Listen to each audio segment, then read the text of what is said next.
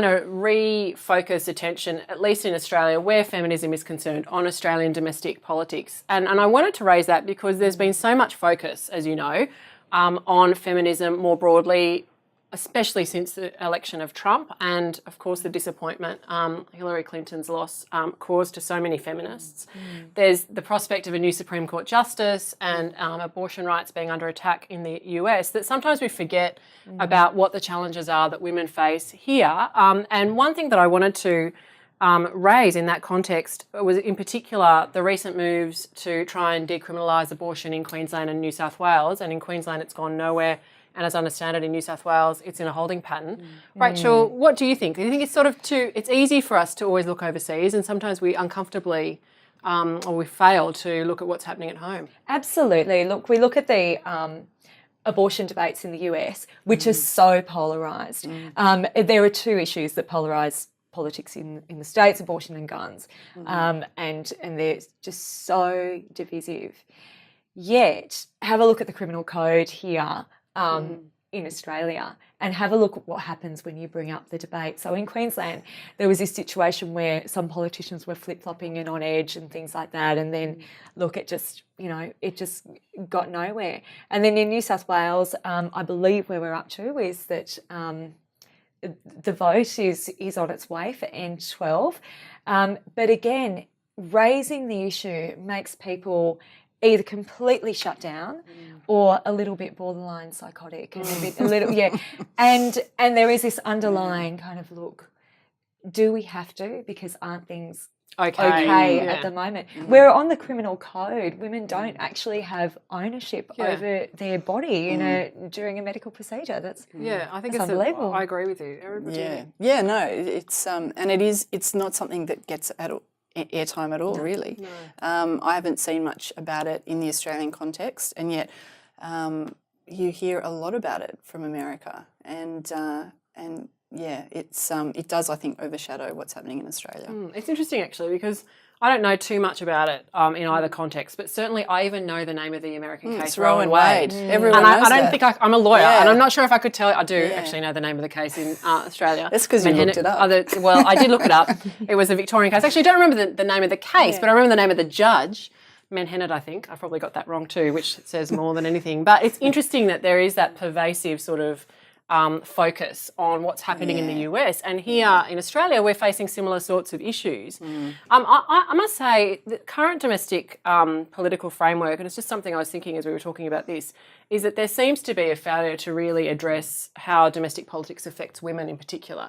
And one thing I was thinking about was the penalty cuts decision. And there's been a lot of work, I think, by Get Up and other NGOs which are focusing on how this detrimentally affects women, because women are or more women are in the in that workforce that are affected.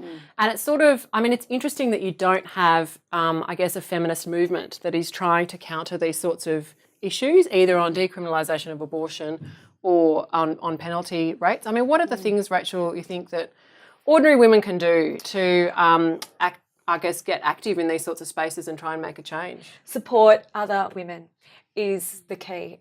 Look, if penalty rates don't affect you as a woman, recognise that they do affect another woman who is financially disadvantaged, who is going to have less super in the long run, who is working a ridiculous amount of hours away from the children that they're caring for a rate that's going to be cut. So the first thing that we all need to do is, as empowered women, is look at those who, have problems standing up and saying, this is a feminist issue and I'm going to own it. So that's first and foremost what we can do. And ask men to own this as a feminist issue as well, and say this will adversely affect women. This is absolutely huge, and absolutely put some onus of them to say feminism will have benefits for you in the long run, whereas just degrading someone's position in society is going to hurt us all. No, I agree. And Erin, what do you think? I mean, I know we've been on at least one march together, so we are quite into our marches. But one thing that certainly after the Women's March that I thought was, how can I make a difference in terms of trying to, make some little changes? I mean, everyone's busy and we all have hectic lives, but you want to do something positive. What are your thoughts on how we can do that? Yeah, I think it's really important to try and I think this can be hard for women, but you need to identify the power that you have and use your platform. As a writer, I've got certain tools that I can use in order to progress, the rights of women and to work towards a more equal society. I think as citizens, we all have power. We have power to lobby, to protest, to march, and we've got power to vote as well. And so I think you need to have a look at your life. As a lawyer, I've got other tools that I can use to help that. And I think you also need to recognise your own privilege. I think for women that can be hard because in a lot of ways women aren't privileged, and so they feel like it's nothing, there's that they can do.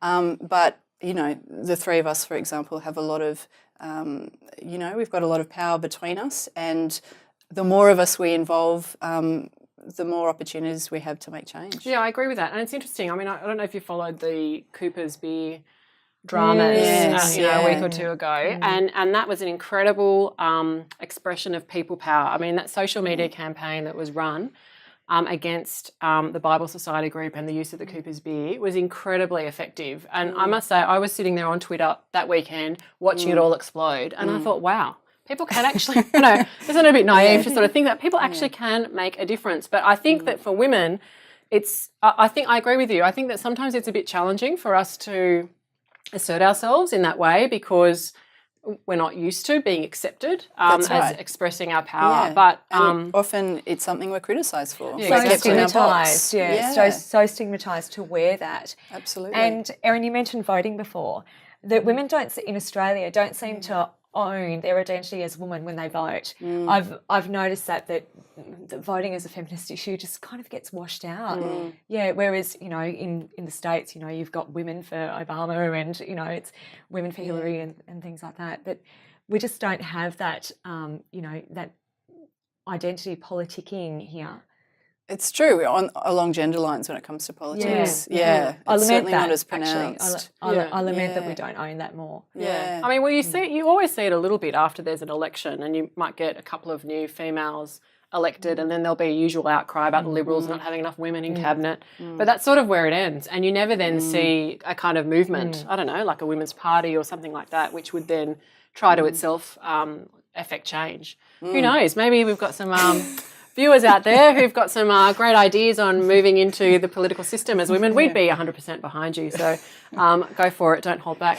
Anyway, well, thanks very much, guys, for joining me. And I say the word guys. I know that's very controversial. I mean it in a totally gender-neutral way. For joining me on The Third Rail. It's been a really interesting conversation. So thank you very much. Thanks, Sarah. I hope you enjoyed watching our feature episode on feminism. We'll see you next time on The Third Rail.